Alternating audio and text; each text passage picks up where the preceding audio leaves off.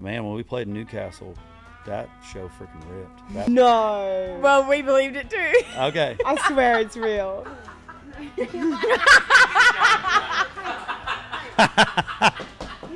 That was correct. Hey, I think I just beat you at your own game. I think so. All right, let's rip this thing. I got this. We got, man, if there's a town named Humpty Doo around here, y'all, Humpty Doo is not real. The message of this song is so big, and you know, the whole album that we're working on that'll probably be out the first or second quarter of 2026 is going to be a lot of that, you know. Oh, no. Ladies love country boys. Welcome back to Ladies Love Country. We're your hosts, two wannabe Aussie cowgirls with big playlists and even bigger energy. This is your backstage pass to country music, Aussie festivals, and all the chaos that comes with it. Boots on, mic's hot, let's get into it. Today on Ladies Love Country, we have Drew Baldridge. He's currently touring with Jelly Roll around Australia and absolutely smashed it at the first ever Strummingbird Festival in Australia. His breakout single, She's Somebody's Daughter, hit #1 on the country chart, being the first self-release debut to do so. It's now got over 1.1 billion streams and impressions, and now he has just released his new single, Rebel. And we can't wait to talk more about it on Ladies Love Country. Welcome, Drew. Hey, how's it going? How's it good? I'm just going to have you guys come with me everywhere I go to introduce me on stage. We're free tonight. There you go. I like it. So tell us, you just got back from Perth doing the Strummingbird. This was the first ever Strummingbird that's ever happened in Australia. How did it go? What was it like? Strummingbird's been awesome. You know, I think there's now that was the third Strummingbird we played. So we played one up in Sunshine Coast, and then we played in Newcastle, and then we played in Perth, and they were all amazing. You know, I think what's mind blowing is to see that's the first time they've done that. 20-some thousand people come. You're like, holy crap, this is awesome. Yeah, I think it's the first Australian touring country music festival. Yeah, it's pretty wild. I mean, I told him, I was like, you know, it's a little crazy that we play in Newcastle and the next night we play in Perth. Maybe we figure that out, for other artists. That's pretty crazy, because that was just crazy travel. Maybe we could do Newcastle and Sunshine Coast in the same Coast weekend. Together, something they are on the same side of Australia. Yeah. But no, I'm so glad they did Perth though, because I feel like not a lot of artists get to go over there and tour, and I feel like over there they were very thankful. There's a lot of country folks there, a lot of cowboy hats, and a lot of not that the East Coast is not country by any means, but I just felt like over there was there was just super duper country folk. Yeah, Newcastle can be a bit concrete. We are concrete cowgirls. That's what we call ourselves, or wannabe cowgirls. No, you can just. It's been really fun for me to see all different sides of the country. Yeah, where have you found that you have your kind of biggest, most dedicated fan base? Oh man, that's hard to say. Queensland has been ripping. When we went up there and we played Sunshine Coast in Brisbane, it was awesome. But also I played there. I played at CMC in that area, so I felt like they kind of knew me. But man, when we played in Newcastle, that show freaking ripped. That was great. That was the one that we were at. Newcastle it was just us. Yeah, it was just y'all. But no, Newcastle was. Don't you agree? You could feel the energy, high energy, 100%. and they were awesome. And Perth too. I was blown away with Perth, and I think, you know, us having She's Somebody's Daughter, it's been so eye opening everywhere we've went. It has been. That has obviously been the star shining moment of our set, but it's cool to think, you know, when I started writing songs in my living room at 16 years old just for the girl down the street, I never dreamed that it would go, you know, Perth is 11,000 miles away from home for me. And so to be on the other side of the world and seeing people connect to your music and connect to what you're putting out there, it's very, it's very, obviously it's crazy, but it also just shows the impact that you can make on the world with music. And we know that you grew up in a small town. Yeah. And you started writing music at 16. So how did you get to be where you are now? So I moved to Nashville at 19, pretty much right out of high school. I took a year out of high school. I went to college, but that whole year that I was in college, I was taking a week a month and I was going to Nashville. I was very blessed that I was only 4 hours away. So I would just drive down there for a week, meet people, try to create relationships, and you know, I was very blessed that I had some really good friends early on. The people that I noticed were awesome and loved their music, and we'd go out and play writers rounds together. And I'm still friends with some of them today, and what they've done has been amazing. And to watch, you know, like our little class, you know, it's always like the people that moved to Nashville, you're always like, that's like the freshman class. And then like years later you graduate, then you see the new class come in, and it's very much like y'all love each other and you know each other, and everybody's fighting for the same goals. And it's really, really, really fun to see that. But yeah, I moved there at 19, started playing at Tootsie's downtown, and did that for like a year and a half. And then I was like, this sucks. Like, I gotta not blow my voice out all the time, and like I need to play my own music. Like, it was great to learn how to perform, you know, like for 6 people or for a bar full of people. But when you're playing, like some nights I remember like, hey, you're playing from 2 to 6, but you're gonna go across the street and play 6 to 10. Wow. And you can't really play originals. Say, do you mostly have to play covers? Is Yeah, that what they kind of yeah, ask unless you like to? you're playing an acoustic set, you know, and then you'll play some of your own, throw it in. But if you're playing with a band, you know, they're not going to know it, because a lot of times I'd walk in and I'd be like, hey, I'm Drew, and he'd be like, I'm Steven, I'm playing guitar today, and I'm Josh playing the drums, and you would just all know, like, if somebody come up and requests a song, like, hey, we want to hear Folsom Prison, you'd be like, all right, let's rip it. And you've never played with any of these guys, you know, and you're like, okay, well, he did that a little different. Like, that riff wasn't quite like the record, but hey, you know, or it's like super fast, and you're like, all right. But now I think that was, you know, 12, 13 years ago, and you can't just go out and play covers your whole life, or you're never going to become your own name. People aren't going to cover you, and like that's your dream of hopes, and of like being downtown, walking down the street, and you hear your song in a bar, you know, that somebody requested. And you know, I remember my bass player that's playing with me, who's been with me for 12 years. He sent me a screenshot of somebody sending a tip, like on a napkin. They wanted to hear She's Somebody's Daughter, and he was like, bro, look at us, you know. And that was like a really cool moment to think like, wow, now they're covering our songs downtown. And so you're going to tour in Europe after this? Yeah, this is our first headline tour. We did country to country over there and got to go around and play some amazing places, and they give us a big opportunity to open big festivals. And now they were like, hey, come back and see what you can do on your own ticket, which is scary. You know, you're going to headline a whole country you've never been in but one time, and you're playing major cities all around it, like 6 shows, and you know, they've all been selling really, really well. Like, there's some rooms that are almost sold out, and we're a month away still, and so that really excites me. And it's kind of what I hope to do with Australia. You know, I hope that we come out here and play Strummingbird and open for Jelly Roll and all these dates, and then, you know, in the next year or 2 we come back and just do our own thing, come back, play our own headline shows. We'd love to have you back or whatever, Yeah. and just do it for You're rock welcome it back out. anytime. Oh, well, thank you. Speaking of Australia, Yes, we're gonna do a little like 2 truths and a lie. Oh, I like it. All right, come on. Okay. First one is, drop bears are real. Drop bears. Have you heard of drop bears before? No. Okay. Okay, they're a vicious Australian animal. Okay. Kangaroos can swim, Okay. and koalas get high off eucalyptus leaves. So, 2 truths Yeah. and so a lie. Drop bears are real.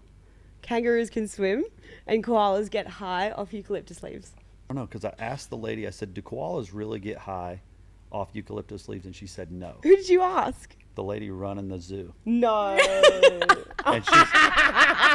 And she told me that is not true, but it's a fake that everybody believes. No. Well, we believed it too. Okay. I swear it's real. Well, she told me, because I was like, are they actually stoned on this stuff? And she was I like, thought they were. I thought they were. And I she need a was like, second opinion. Yeah. You can't give it away on the podcast. What? It's the first one. drop bears are... Drop bears are real. I've never heard of a drop. Spell it for me. It's like DROP. And then a bear like a bear. Yeah, so basically it's this thing in Australia, which we're going to out the secret, but everyone tells Americans that they're real. If you Google it, it's like a vicious Have you koala. heard of a drop bear? No. You've never heard? None of us have. It's like a full wives' tale. Like a koala bear with mange. Oh, okay. Wow. And so people in America think it's real. Oh, wow. And so we're trying to spread the word, you know? That is real. Yeah, I thought like everyone it. knew what they were. No, Okay. no, I've never seen them before. Never heard of that. Okay, we're going to do another one. I'm and sure kangaroos can Do you want swim. to do that one? Yes, they They can. can swim. I got it Yeah. on my But phone. most people don't know that. I mean, Even it seems Aussies hard. They don't got even, little arms and like big legs like that. kind of like doggy paddle. Yeah, you that'd be know? hard. Yeah, Maybe they- good for them yeah. though. I Frick. got it on my phone. You got it. Okay, first one. Kangaroos can't walk backwards. The second one. Kangaroos store extra snacks in their pouches. And huntsman spiders are harmless and in our homes all the time. Which Huge. one is false? Which one is false? Kangaroos can't walk backwards. It's actually true. They can Oh, walk wow. backwards. No, wait, that one's the.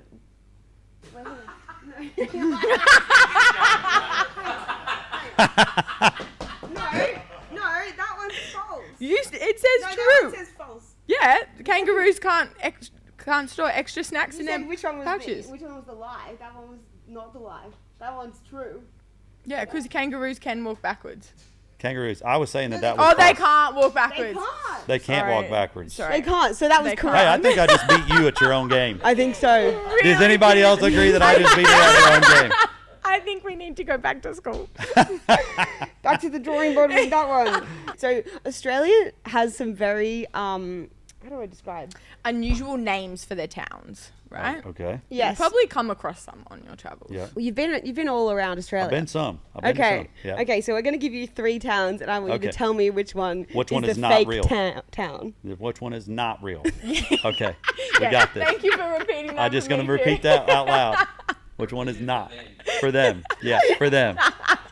All right. Let's rip this thing. I got this. Here we go. Okay, the first one. You don't need it. Wagga Wagga, Come by Chance, and Kangadanga. Wow. So 2 are You can- real, you can one also- is fake. If you would like to practice your pronunciation Pronunciation.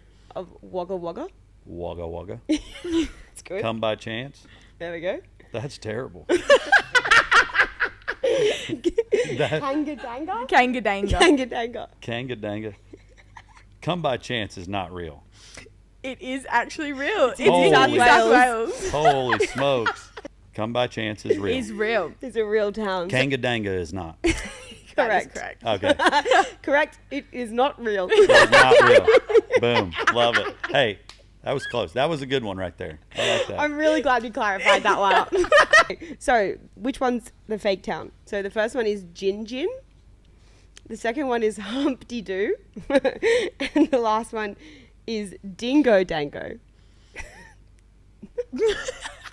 So, from the top. Which one is not real? Dingo Dango, Humpty Doo, Gin Gin. Gin Gin. Yeah, Gin Gin feels real. Okay, correct. It's in Queensland. that feels right. Yeah, it does feel right. That Gin feels Gin on a Friday afternoon. that feels good. Going out on town. Gin Gin. Okay, and then we got, man, if there's a town named Humpty Doo around here, y'all, it's gonna be. Humpty Doo is not real. There's, Humpty Doo is real, and it's in the Northern Territory of Australia. oh my gosh, dang. So we are Dinga Danga. Dingo Dango. I should have known that because it's the same as the Kinga Kanga or whatever you had. I was trying to tell you. Original winner. Not original. We want to talk about your new single. So Okay. it's Yes. just come out. It's called Rebel. Yes. Does this mean you have some more music coming out as well? We do. Very Yeah, soon? we've been Ooh. putting out songs for the last 4 or 5 months, about a song a month, and it's been a lot of fun for us because there for so long we were just holding music back to work on She's Somebody's Daughter to radio, and then to work Tough People to radio, and now we put out 4 or 5 things that I've absolutely loved, and kind of leading up to Rebel that just came out Friday actually, and it just went to radio in the States today, which is crazy. Wow. Congratulations. Congratulations. That's Thank a you. big thing to go to Yeah, radio in America. It is, and we got about 50 stations adding it today, which was super exciting. And How cool. And you know, the message of this song is so big, and you know, the whole album that we're working on that'll probably be out the first or second quarter of 2026 is going to be a lot of that. You know, if you hear She's Somebody's Daughter and you hear Tough People and now you hear Rebel, you're like, dang, this guy's putting out a lot of big messages to the world. But I kind of feel like God gave me a second chance in this music industry, and I just want to make sure I'm being a good steward of that. And, you know, I got a little boy that I want one day to look back and be proud of the music his dad was putting out. And the message of this song is so awesome, and just like, you know, love over hate. And I think there's a lot of times of wrong things getting glorified in our world, of, you know, of people going out and doing things and people being like, oh man, I'm going to glorify them for doing those bad acts. And I think almost sometimes today it's harder standing up for good. You know, it's harder to, I tell everybody this, it's harder to turn down peer pressure than it is to just fall into it. And it's harder to walk away from temptation than just letting temptation take you over. And that's a real rebel quality. And when I was sitting down to write this song, it's like, you know, being a rebel can be a good person. Being a rebel can be the kind of person that, you know what, I'm going to stand up for this because I think it's right. And so that's what this song's about. And I just hope when people hear it, they hear themselves in it, and, you know, to keep standing up for what you believe in. 100%. It's such a nice message. And I feel like we've been talking about this recently. It's like you're defined by just as much by what you say no to as what you say yes to. That's 100%. That's 100% real. And I think for me as an artist, I've always felt this way. Like, I wasn't the one that always went and partied. I wasn't the one that, you know, went out and met with all the girls. And it was you know, I felt like some people looked at me differently because of that. And now I'm looking back on it, I'm like, man, freaking glad I didn't. You know, I stood up for what I believed in those moments, and I'm proud of that. And I want people to feel like I went through a stint where I didn't feel proud of that. I felt like a loser, or I felt like I was the guy that wasn't the coolest one in the room. And I think it's okay, you know, that if you're not doing that. And it's so nice for other people to have someone to look up to like that. I think sometimes they always show in like the movies and things like that of what it takes to be like a rebel and a cool guy. So it's nice to have you as kind of role model, I guess. Well, really man, nice. I hope so. Have you been working on this record for a while? Long time. Yeah? My last record I put out was in 2022, and I did that solely independently, with no record label, just funded it myself, kind of been my story for the last few years. And so this has been coming up on year 3 since I put that record out, of working on new music for this project, and also having friends send me tons of songs and some of their favorites that they're writing where I can put my own spin on it. And yeah, been working really, really hard, but it's exciting because this is the first time I'm putting a project out in partnership with a major label, because I've been independent. Like when we worked She's Somebody's Daughter, you know, when you gave us our introduction, you were talking about the first self-funded artist to go #1 in the States. And it was because I had to create my own record label to do that. I just started my own team, hired everybody myself, took a chance. You know, record labels in Nashville let me go, and manager let me go. And I was like, you know, I believe in this She's Somebody's Daughter song. I'm going to show y'all that it's special. And which is kind of a rebel way, you know, of like, you know, screw everybody. I'm going to show it my way. I'm going to do it my way. And somehow, by the grace of God, we believed in it. We created our own staff, and we had a #1 song at country radio that nobody's ever done before that way. And that was really, really exciting. And now to partner with a major, to be like, okay, I don't have to do this all myself, but I still have my hands so tied and involved in all of it is pretty special. And so I read somewhere that you used to play in backyards. Is that correct? Yeah. So I moved to Nashville 2011, and 2019 I had the record deal, I had it all, and I lost all that. And I put out some music that, you know, didn't do enough what they wanted it to do, that came with the record label I was with, small independent company, shut down. And I didn't know what to do, honestly. I thought, man, maybe I'm going to be a songwriter. Maybe I'm going to move back home and work on the farm with my brother. And COVID hit. And I had this song called Senior Year at the time. And I love that song. Oh, thank you. Thank you. And this was a song that was just sitting there, and it started having this viral moment in the States because the hook of the song said, never thought it would disappear, senior year. But the song was already out, and all these kids' senior year was disappearing. And they didn't get a senior year.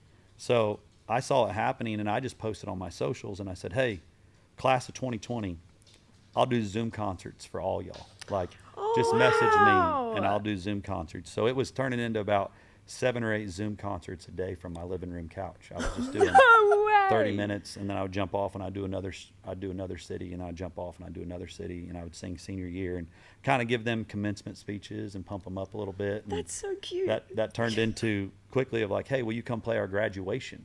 And I was like, that's kind of crazy, but sure. Like, I don't have anything else going on. We're in COVID. And so I was starting to play drive-through graduation. So all these kids were having drive-in movie theater graduations where they had to stay in the car. Well, I would come out and be on stage, and I was driving around the country and singing graduation parties. And That's crazy. While everyone's just sitting in their cars. yeah, while everybody's sitting in their cars so and cool. social distancing. And I remember getting back, and my fiance at the time, now my wife, she was like, that was awesome, but like, how do we tour? Like, you went and played and you didn't make any money. Like, you're just out giving to everybody. And we were like, what if we just, like what we posted and said we do Zoom concerts? What if we just said, hey, we'll play in people's backyards? And I was like, I mean, why not? Like, Yeah. I don't have an agent. Like, let's do it. So I just posted and said, hey, I'll play in anybody's backyard that'll have me. Like, this is what it costs to get us there. And we ended up getting like 20-some thousand requests. I couldn't keep up with them. Wow. Because everybody was like, we haven't had a concert in months. Yeah. Like, we would love to have music. And, you know, everybody was kind of coming out of COVID. And so I just started booking them through my Instagram, TikTok, and Facebook. And then it ended up being like 400 and some backyards I went around the country and played for 4 years. Me and my guitar and my tour manager. And my tour manager, Mike, that's over there, he probably did 100 of them with me. Wow. Riding around and just telling our story and pulling up everywhere. And it could be it could be this many people around a bonfire, 4 or 5 That's to so cool. hundreds of people in a field partying, like Really? getting ready to go. And Do people ever come up to you at your concerts now and say like, every show, really? it's amazing. Yeah, we had shirts made that said the Baldridge Bonfire Tour. Oh, that's so And, cool. So now when I'm on stage and like these arenas, we've been out on tour with Cody Johnson, and we were out Yeah. on tour with Bailey Zimmerman this summer, and every place that I've played with those guys, I've looked in the crowd and I've seen Baldridge and Bonfire shirts, and I'm like, Aw. I remember you. The You know, homies. like you were there when nobody was. Like, Yeah. you're the one that kept me going and honestly just gave me a real purpose of like a remembrance of why I'm doing this. You know, when you're playing clubs and you're playing big venues, you can really lose your North Star. And for me, it was like connecting with people and making music why I'm doing it. And I remember being in these yards and them telling me, hey, this song means so much to me because of X, you know, and then it just really changed my view of like, I ain't making music for Nashville. You know, I'm making music for people, real hearts, real souls. And that really playing in people's backyards really made that stand out and remind me, hey, this is what matters. You know? Aussie backyards could be a fun idea. So I tried this. True. Okay. So I posted and I had tons of Aussies hit me up. Yeah. About like, play in my backyard. So I was like, I'm going to do it. I'm going to do a tour all around, going and playing in backyards over here. And it got to the point where it was like, you know, I had 5 people that hit me up, said, you want to do it? And then it was like, I got to find a visa. I got to do this. There was like so many things through the country. And I was like, freaking screw that. That's too much work. I can't figure that out. You know, need to make so it happen. That'd be Next so time you good. come that'd be back, fun. That'd be just fun. do a couple. That would be so cool. We've got a backyard. Yeah. Invite everybody from the podcast. Come on. Yeah. All the We'll ladies. just do a podcast, do a live podcast. Done. Hang out at the backyard, get a little fire going. Say less. We've got this on record now, so we're gonna make it happen. Yeah. Cowboy Crush of the Week. I think there's a new artist. I did a duet with her. We just put it out. Her name's Emily Ann Roberts. And if people over here haven't heard of her yet, they need to check her out. I think she's going to be a big star. And we put a song out together called Get Me Gone. And she's just amazing. I found her on social media, and I just fell in love with her voice. And now she's got a record deal and a lot of big things happening in her life, touring the States. And I just really think people are, if you love that like traditional, you know, Kentucky bluegrass meets Dolly Parton, you know, kind of vibe, you're going to love Emily Ann Roberts. I do love a little bit of bluegrass. Yeah, you'd love her. She's great.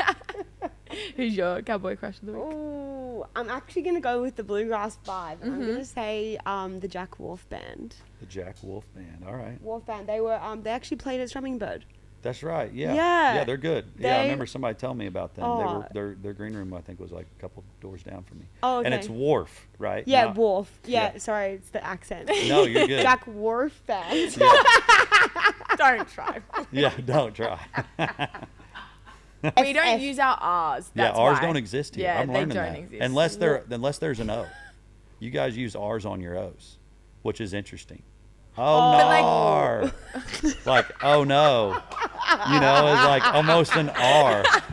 That was really bad, but that was. Oh no. But like word. Okay. Like- Sometimes. Then the R's are on the O's. Yeah. Sometimes. But like word, would you say Word.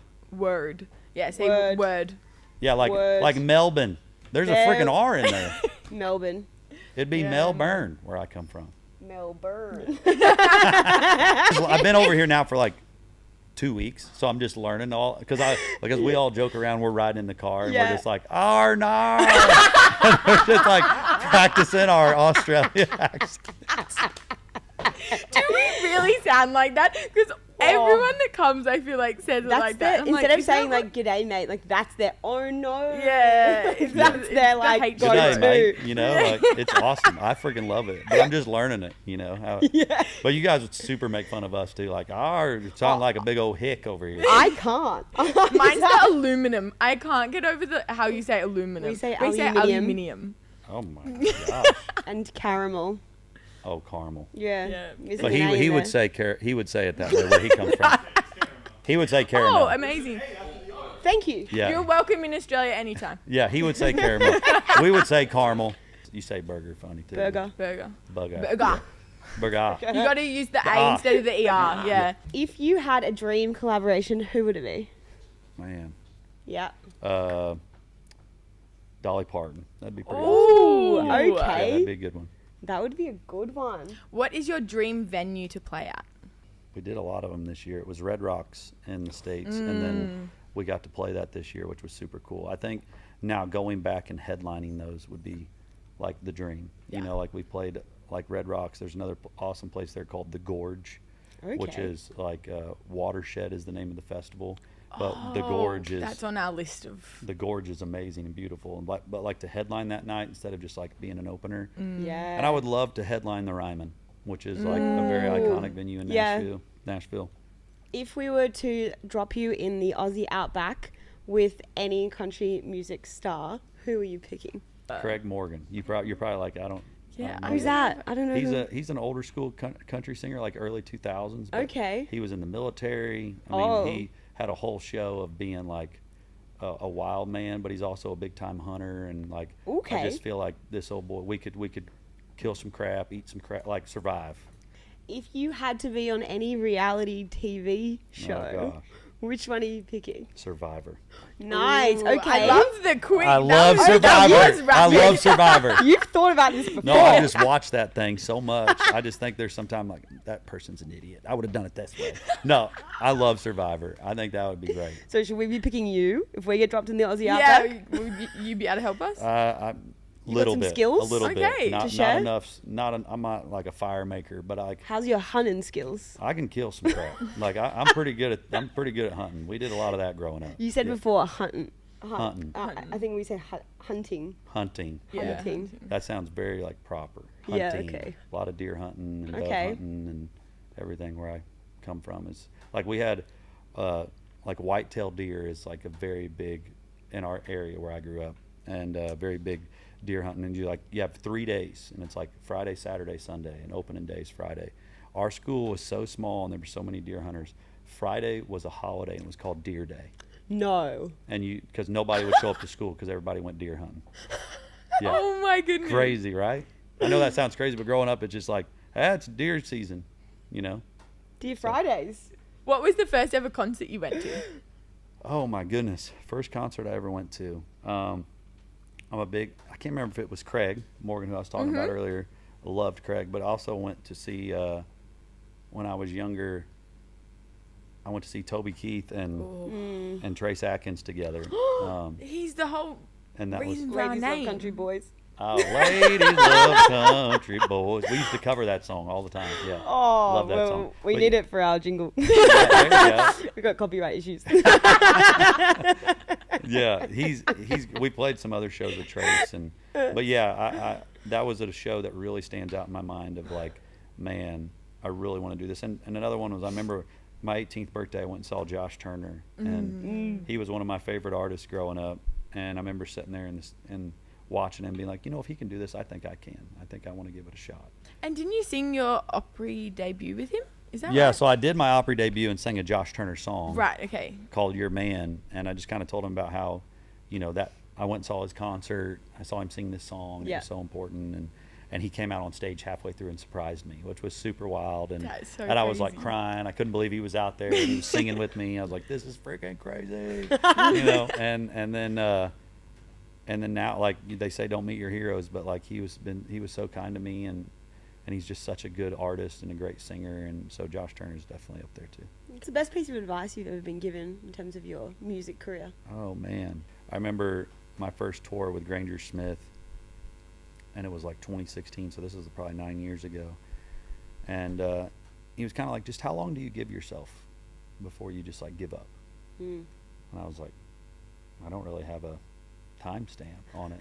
And he would just be like, okay, good, like, you know, and then we can like hang out and be like thing. He's like, you know, to be in music, you just got to do it because you love it, no matter how long it takes.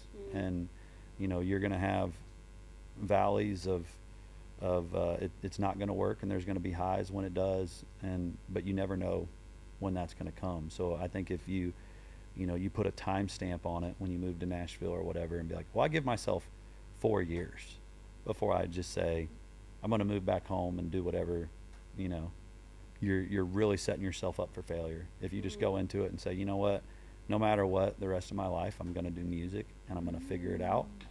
If that's a songwriter, if that's in the business, if that's an artist, this is what I want. You're gonna change some crap. Like you're gonna say, well, I got to figure this out because this is all I have. And you put your eggs in that basket instead of multiple baskets. If you have plan B's, plan B is gonna sound really nice when you're struggling and when you're like, okay, I'm living on my credit card right now. What's my plan B to get out of this? If you just have plan A all the time, you're really going to figure it out, I believe. So I love that. That's a great piece of advice. I love it. What was the last country song that made you cry? Oh man, that's hard. I love listening to country songs that make me cry. Like if you listen to my songs I put out, they're always like, somebody's like, you should be sponsored by Kleenex. We put a song out called Call Me If You Get One, and you guys are gonna, this goes back to deer hunting. Okay. But this was a song that I didn't write, and my buddy sent it to me, and it talks about hunting with your family and growing up in it, and starting when you're a young kid and your dad taking you and your grandpa calling you on the way to the woods and saying, hey, remember this, remember that. And it's like, but call me if you get one. And I mean, that's what we would always say, and like, I'll come help you drag it out of the woods or whatever. But the hook goes, you know, call me if you get one, hell, call me if you don't. Come by the house anyway. And it really made me think of my grandpa, and we ended up just putting it out a couple weeks ago, but I cried when I listened to that for the first time, because it just, and I showed my brother before the song even came out on my bus, and he was crying, and my brother's not a crier, you know, and he's like, shut it off, don't play any more of this crap, I don't want to cry anymore. But it's just like, you know, if you grew up in that space, or just any family, you know, my grandpa's not with us anymore, and I think now when it's not the same going back and being in my town without him being there, and hunting with him and all those things. And so that was definitely a song that I heard, and I was like, man, this hit me in my feels. So I had to record it. You know, I was like, this is makes me, you know, I'm sponsored by Kleenex. So like, I got to make everybody cry. Thanks so much for having me. Yeah, thank you so much for coming on Ladies of Country. We can't wait to see you tonight. And it's been great chatting. We can't wait to have the Aussie backyard tour. Let's go. Aussie, Aussie, Aussie. There you go. That's a wrap on this week's episode of Ladies Love Country. If you laughed, learned something, or just love a bit of chaos, give us a follow, leave us a review. You'll find us on Instagram and TikTok at Ladies Love Country for extra gossip and behind the scenes cowboy grade nonsense. Until next time, keep your boots on And your playlist loud. Yeah.